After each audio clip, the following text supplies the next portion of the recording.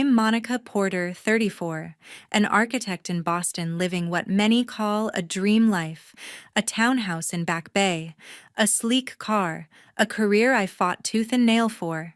But everything shattered one day when I came home to find my house sold, my car gone, and my belongings tossed out like trash. My parents did this. They took everything I owned and handed over $500,000 to pay off my brother's gambling debts. No warning, no permission, just betrayal. They called it family loyalty, saying I had to sacrifice for their golden child. What would you do if your own family stripped away everything you built just to fuel someone else's dream? Share your thoughts below and join me as I take you through this journey. After 8 months grinding on a project in Philadelphia, I landed back in Boston. My body aching, but my mind set on one thing: getting home. My townhouse in Back Bay wasn't just a house, it was my pride. My proof I'd made it as an architect at 34. Every brick, every window I'd paid for with years of late nights and scrapped weekends. I rented a car at the airport, eager for my own bed, my quiet space. But as I turned onto my street, my heart stopped. A moving truck blocked my driveway. 2 guys in overalls were carrying furniture into my house, my house. I double-checked the address, my hands trembling on the steering wheel. This was it. 47 Commonwealth Avenue, no mistake.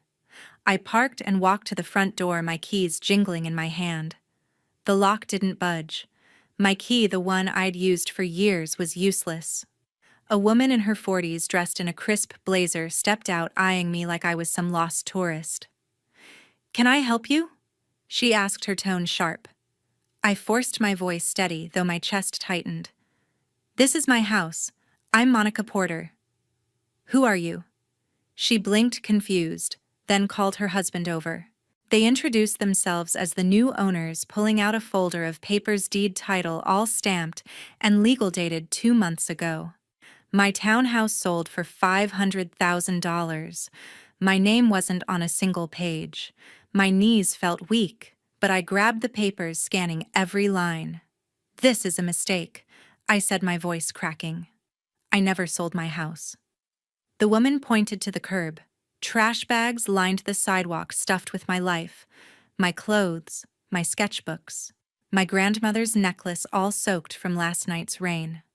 I dropped to my knees, ripping through the bags. My old journals, my photo albums, my portfolio from grad school ruined.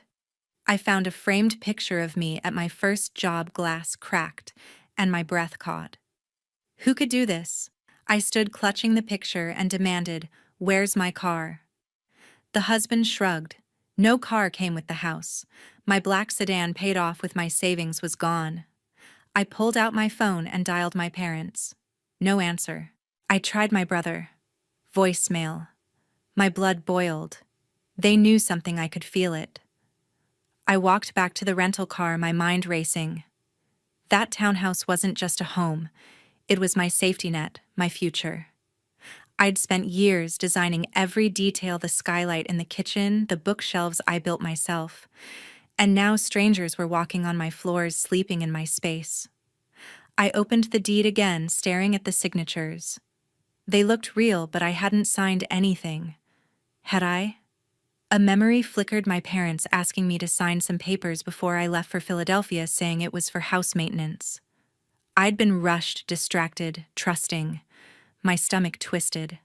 Had they set me up? I called my parents again, my hands shaking so badly I nearly dropped the phone. Still no answer. I left a voicemail, my voice low and sharp.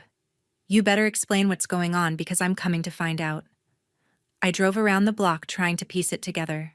My parents had access to my house while I was gone. They had my spare key, my trust. But why sell it? Why throw out my things? My brother's face flashed in my mind, his reckless promises, his constant need for cash. Had he dragged them into this? I pulled over, my hands gripping the wheel. I wasn't just locked out of my house. I was locked out of everything I'd built. My family had answers, and I wasn't waiting another day to get them. I pulled into my parents' driveway in Newton. my hands still shaking from yesterday's discovery. Their quaint colonial house with its neat lawn and white shutters looked the same as always, but it felt like a stranger's now. I didn't knock. I walked straight in the front door, unlocked as usual. My parents, George Porter and Pamela Porter, were in the living room sipping coffee, like it was just another morning. My brother wasn't there. Monica, Mom said, her voice soft, almost surprised, as she stood up. Dad set his mug down, his face tightening. I didn't sit. I stood in the doorway, my arms crossed, and cut to the chase. Why did you sell my house? Mom's eyes widened, but Dad didn't flinch. What are you talking about? He said, his tone defensive. I stepped closer, my voice steady but sharp. My townhouse in Back Bay. My car. Gone. Sold for $500,000. My things were in the trash. You had my keys. Explain. Silence hung heavy. Mom looked at Dad, her hands twisting together. Then she started, her voice trembling. Monica, we had no choice. Your brother was in trouble. My stomach churned. What kind of trouble? I asked, though I already suspected the answer. Dad leaned forward, his jaw set. Gavin owed money. A lot of money. $500,000 from gambling. We had to help him. I stared, my pulse racing. So you sold my house? My car, without asking me? Mom reached out, her eyes pleading. He's your brother, Monica. He's our hope, the one who'll carry the family name. We thought you'd understand. Understand my house. My life's work gone to bail out my brother's mess. I laughed, a bitter sound that made Mom flinch. You thought I'd understand. You threw my things in the trash. Dad stood now, his voice rising. Don't be selfish, Monica. Family comes first. Gavin needed us. I stepped closer, my fists clenched. And what about me? I worked for everything I had. You didn't even call me. Mom started crying, her hands covering her face. We didn't want to worry you. You were so busy with work. I shook my head, my anger boiling over. Busy? I trusted you. I gave you my keys, my home, and you sold it like it was nothing. Dad pointed at me, his face red. You've always been fine, Monica. Gavin's the one who needs help. He's our priority. I felt like I'd been slapped. Their priority. My brother, who'd burned through every chance they gave him, was their priority. I remembered all the times they'd bailed him out, his failed business ventures, his reckless spending, his promises to change. And now this. You sold my house for his gambling debts. I said, my voice low, shaking. Do you even know what that house meant to me? Every dime I earned, every late night went into it. And you just gave it away. Mom sobbed harder, but I didn't stop. You didn't just sell my things. You sold my trust. Dad tried to interrupt, but I cut him off. No. I'm done listening. You crossed a line, and I'm not letting this go. I'm taking this to court. Mom gasped, her eyes wide. Court, Monica, you can't sue your own family. Dad's face hardened. You're overreacting. We'll figure this out. I shook my head, stepping back. No, you figured it out when you sold my life without asking. You'll see me in court. I turned to leave, my heart pounding, but Mom grabbed my arm. Please, Monica, don't do this. We're your family. I pulled away, my voice cold. Family doesn't do this to each other. I walked out, their voices fading behind me. In the car, I gripped the steering wheel, my mind racing with every moment I'd let them take from me. I wasn't their backup plan anymore. That night, I sat alone in a hotel room, the weight of my parents' betrayal pressing down on me. I couldn't sleep. My mind kept replaying every moment that led to this, years of my brother being the golden child, the one who could do no wrong while I was left picking up the pieces. Gavin. Even thinking his name made my chest tighten. He'd always been the center of Mom and Dad's world, their hope, their pride, no matter how many times he let them down. And now they'd sold my house, my car, everything I'd built to clean up his latest mess. $500,000 for his gambling debts. I refused to let it go, but to understand why I was here, I had to look back. When we were kids in Newton, Gavin got everything. I was 10, saving every dollar from my lemonade stand in a jar under my bed. I wanted a bike, a shiny red one I'd seen at the store. Gavin, 13, saw my jar and took it. $200 gone for a new video game console. I cried to Mom, expecting her to make it right. Instead, she hugged me and said, "He's your brother Monica. Share a little." Dad just nodded like it was no big deal. That was the first time I realized I came second. It wasn't the last. In high school, I worked weekends at a diner to pay for art classes, dreaming of becoming an architect.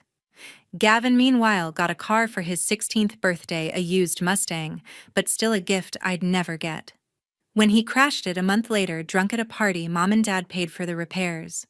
I asked for help with my class fees once. Dad said, "You're smart, Monica. You'll figure it out." So I did. I worked double shifts, got scholarships, and clawed my way through college. Gavin. He dropped out after a semester, claiming he had bigger plans. Mom and Dad believed him every time. By my mid-20s, I was building my career in Boston, designing homes, saving for my townhouse.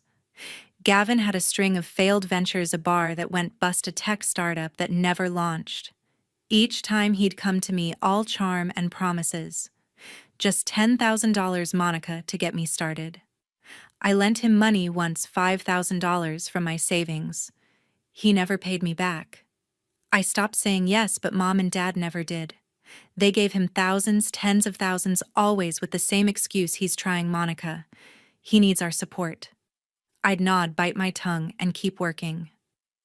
2 years ago, Gavin came to me again, desperate. He'd gotten into gambling, poker, sports betting, online casinos. He owed $20,000 to some shady loan shark. His eyes were wild, his voice shaky. "If I don't pay, they'll hurt me," he said. I looked at him, my brother, the one who'd taken so much already. "No," I said. "Figure it out yourself." He begged, but I held firm. I'd spent my life fixing his messes, and I was done. He stormed out, calling me selfish. I thought that was the end of it. I was wrong. Last year, before my Philadelphia project, Mom called me. "Gavin's in trouble again." She said, her voice low. "He owes a lot, Monica. We need your help." I told her no, firmly. "He's an adult. Let him handle it." She cried, said I didn't understand family. Dad got on the phone, his tone sharp. "You've got your fancy job, your house. Gavin needs us more." I hung up, my hands shaking. I sat in that hotel room, staring at the cracked photo frame from my trash pile, the one from my first job. I'd been so proud, standing in front of my first design, a small library in Boston. Mom and Dad hadn't come to the opening. They were at Gavin's latest business pitch. Now I saw it clearly: they'd always chosen him, no matter the cost to me. My anger wasn't just about the house or the car. It was about a lifetime of being pushed aside, expected to sacrifice, because I was the strong one. I wasn't strong now. I was furious, betrayed, done. The next day, my phone buzzed with a text from an unknown number. "Monica, it's Julie Morgan, Gavin's ex. I know what happened to your house. Meet me at the Thinking Cup in Boston, 2 p.m. My heart skipped. Julie, I hadn't seen her in years, not since she and my brother split.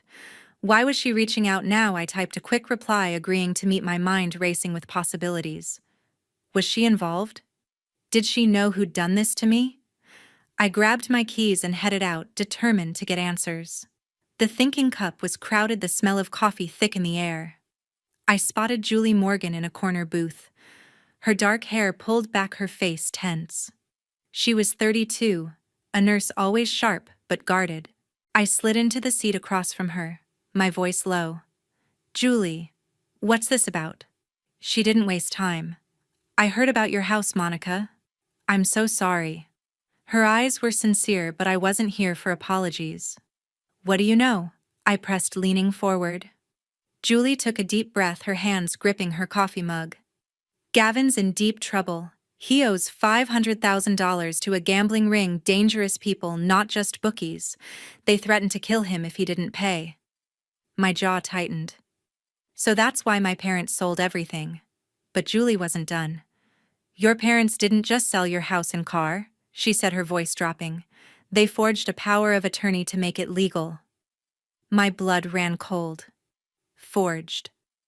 I leaned back, my mind spinning. How do you know this? I asked, my voice sharp. She pulled out her phone and showed me an email, a scanned document, my signature at the bottom, dated 6 months ago. It authorized my parents to sell my townhouse and car. Gavin sent me this months ago, bragging about getting out of debt, Julie said. I didn't know it was your house until I saw your name on the papers. I stared at the screen, my signature staring back like a stranger's. I hadn't signed that, or had I? A memory hit me, Mom handing me a stack of papers before my Philadelphia trip, saying they were for tax purposes. I'd been rushed juggling work calls and signed without reading. My stomach sank. They'd played me. Why are you telling me this? I asked, my eyes locked on hers. Julie sighed, her shoulders slumping. Because I've been where you are. Gavin used me too. Borrowed money, lied, left me to clean up his messes. When I heard what they did to you, I couldn't stay silent. She slid a USB drive across the table. This has texts, emails, everything I saved from Gavin about the debt and the sale. Use it. I took the drive, my fingers trembling. This was proof my parents had betrayed me. Proof Gavin had orchestrated it all. I left the cafe, my head pounding. Julie's words echoed, dangerous people, forged papers, my signature. I couldn't let this slide. I needed someone who could fight this, someone I trusted. Benjamin Larson. My best friend from college and a lawyer in Boston was the first name that came to mind. I called him from the car, my voice shaking but firm. Ben, it's Monica. My parents forged papers to sell my house and car. I need to sue them. There was a pause, then his calm voice came through. Monica, come to my office. Bring everything you have. An hour later, I sat in Benjamin Larson's office in downtown Boston, the USB drive on his desk. He scanned the email Julie had shown me, his brow furrowed. This is serious, he said, leaning back. Forging a power of attorney is fraud. If we can prove this, your parents and Gavin could face real consequences. I nodded, my resolve hardening. I want to fight this, Ben. They can't get away with it. He gave me a small smile, the kind that always steadied me. Then we'll build a case. I'll start digging into the sale records and the notary. Get some rest, Monica. This is just the beginning. I left his office, clutching the USB drive, my anger now mixed with determination. My parents thought they could sacrifice me for Gavin. They were wrong. A week later, I walked into Benjamin's office, the USB drive from Julie burning a hole in my pocket. Benjamin Larson, my best friend and lawyer, was already at his desk, surrounded by files and a laptop glowing with legal documents. His office in downtown Boston was small but sharp, with a view of the Charles River that usually calmed me. Not today. My mind was a storm of anger and questions. I handed him the drive, my voice steady but urgent. This has everything Julie gave me: emails, texts, the forged power of attorney. Ben nodded, plugging the drive into his computer. Let's see what we're working with, he said, his tone all business. As he clicked through the files, I sat across from him, my thoughts drifting back to that moment before my Philadelphia trip. Mom had come to my townhouse, a stack of papers in hand. Just some forms for house maintenance, she'd said, her smile too quick. I was rushing to pack, my phone buzzing with work emails. I'd signed without a second thought, trusting her. Now staring at the forged document on Ben's screen, my signature authorizing the sale of my house and car, I felt sick. They lied to me, I said, my voice barely above a whisper. Ben looked up, his eyes serious. This is fraud, Monica. We can prove it. He pulled up the sale records from the real estate agency. The power of attorney, dated 6 months ago, had been notarized by someone in Boston. Ben cross-checked it with Julie's emails. One message from Gavin bragged about fixing the paperwork to clear his $500,000 debt. Another mentioned a notary who owed him a favor. Ben's jaw tightened. This notary's name shows up in the sale documents, he said. If they took a bribe, we've got them. I leaned forward, my heart racing. Can we trace it? Ben nodded. I'll subpoena the notary's records and bank statements. If there's a payment, we'll find it. My phone buzzed mid-meeting, interrupting us. It was a call from my Aunt Carol Reed, Dad's older sister. I hadn't spoken to her in months, but her name on the screen made my stomach twist. I answered, keeping my voice neutral. Aunt Carol? What is it? Her voice was soft, pleading. Monica, I heard you're thinking about suing your parents. Please don't do this. They were trying to protect Gavin. I gripped the phone, my anger flaring. Protect him. They stole my house, my car, everything I worked for. They forged my signature. Carol's tone grew desperate. They're your family, Monica. Gavin was in danger. You can rebuild. Don't tear them apart. I laughed, sharp and bitter. Rebuild. They threw my life in the trash for Gavin's mistakes. I'm done protecting them. I hung up my hands, shaking. Ben looked at me, his expression calm but firm. You sure about this, Monica? Suing your parents will get messy. I met his gaze, my resolve hardening.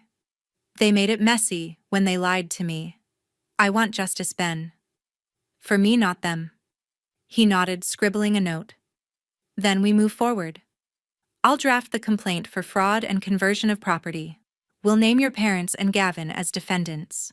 The notary, too, if we find evidence of a bribe. Over the next few days, Ben dug deeper. He found the notary's contact details and sent a request for their records. Meanwhile, I combed through my own memories, trying to recall every detail of that day I signed the papers. I remembered Mom's nervous laugh, Dad texting in the corner, probably coordinating with Gavin. They'd planned it all, knowing I'd be gone for months. The betrayal cut deeper the more I thought about it. My house wasn't just property, it was my proof I'd made it against all their doubts. And they'd taken it to save Gavin again. Ben called me 2 days later with an update. The notary's bank records show a deposit of $15,000 right after the power of attorney was signed, he said. It's from an account linked to your father. My breath caught. Proof. We had proof. What's next? I asked, my voice steady now. We file the lawsuit, Ben said. This evidence plus Julie's documents gives us a strong case. It'll take a few weeks to prepare, but we're ready. I nodded, even though he couldn't see me. For the first time in weeks, I felt a spark of control. A month later, I stood outside the Suffolk County Courthouse in Boston, my heart pounding as I adjusted my blazer. The air was crisp, the city buzzing around me, but all I could focus on was the trial ahead. Benjamin had worked tirelessly, building a case that felt ironclad. Today we'd face my parents, George and Pamela, and my brother Gavin in court. I wasn't just fighting for my house or car, I was fighting for justice for every year they'd taken me for granted. I took a deep breath and walked inside, Ben at my side.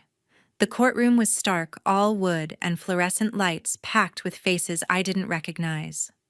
My parents sat at the defendant's table, their faces pale. Gavin slouched beside them, avoiding my gaze. Ben squeezed my arm, his voice low. We've got this, Monica. I nodded, my jaw tight, and took my seat. The judge, a stern woman with gray hair, called the case. Benjamin stood, his voice steady as he presented our evidence. Your Honor, the defendants forged a power of attorney to sell Monica Porter's townhouse and car, valued at $500,000, without her consent. He displayed the forged document on a screen, my signature glaring back at me. This power of attorney, notarized 6 months ago, was used to transfer Ms. Porter's assets, Ben said. But Ms. Porter never authorized it. He called the notary, a nervous man in his 50s, to the stand. Under oath, he admitted taking a $15,000 payment from my father to certify the document.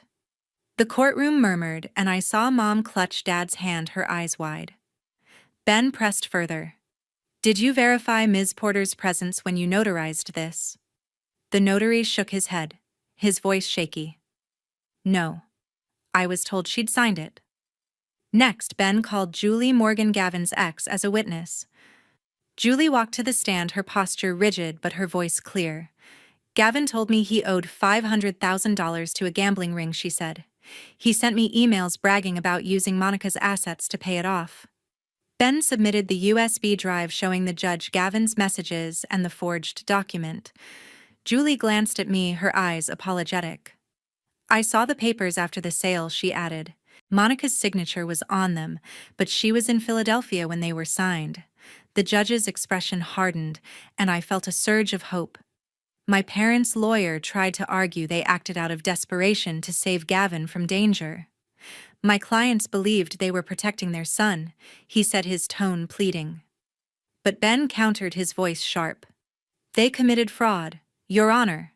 They deceived Ms. Porter, misrepresented documents as routine, and sold her property without consent. He showed bank records linking Dad's account to the notary's payment sealing the case. I watched my parents' faces crumble. Mom's eyes filling with tears, Dad staring at the floor. Gavin shifted his hands, fidgeting, but he said nothing. The judge deliberated for what felt like hours, though it was only minutes.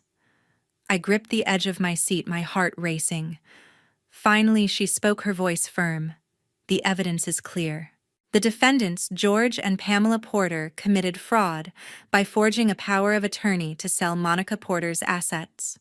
They are sentenced to 7 years in prison. Mom gasped, her hand flying to her mouth. Dad's shoulders slumped. The judge turned to Gavin.